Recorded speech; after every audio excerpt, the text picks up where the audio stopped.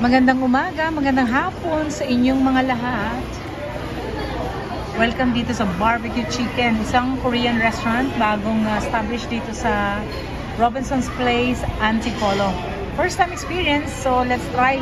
Umorder kami today ng kanilang secret chicken, 12 pieces, boneless. And separate yung kanilang rice bowl. So, one rice lang pwede na.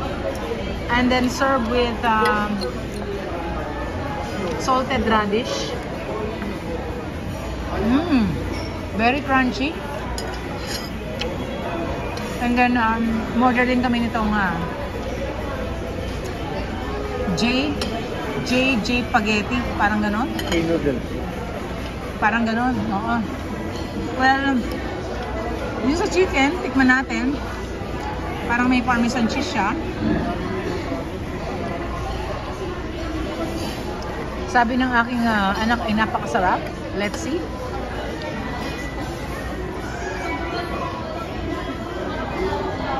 Malinamnam nga.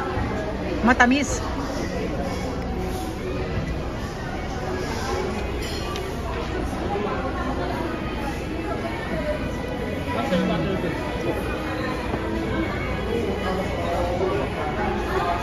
Napagaling ng service nila. Then, ang kanilang nakalagay spaghetti actually.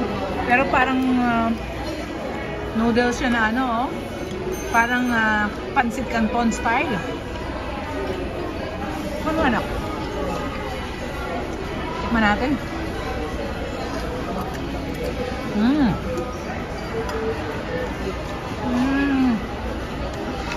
Ordinary.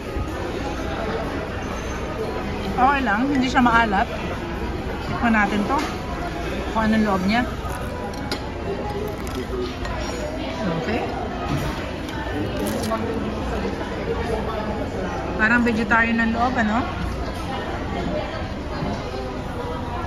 Or parang may minced meat siya sa loob.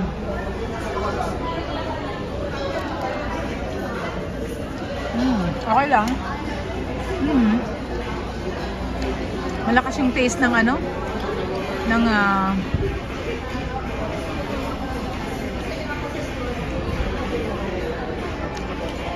sorry, I forgot the name ng herb, ng Asian herb. Medyo strong yung flavor.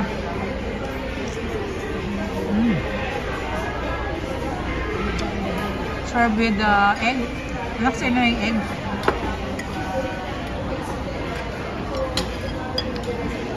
Surprising, this is half size lang, diba? No? Half size, 559 pesos, and this is 300 pesos ang order. And then separate yung rice.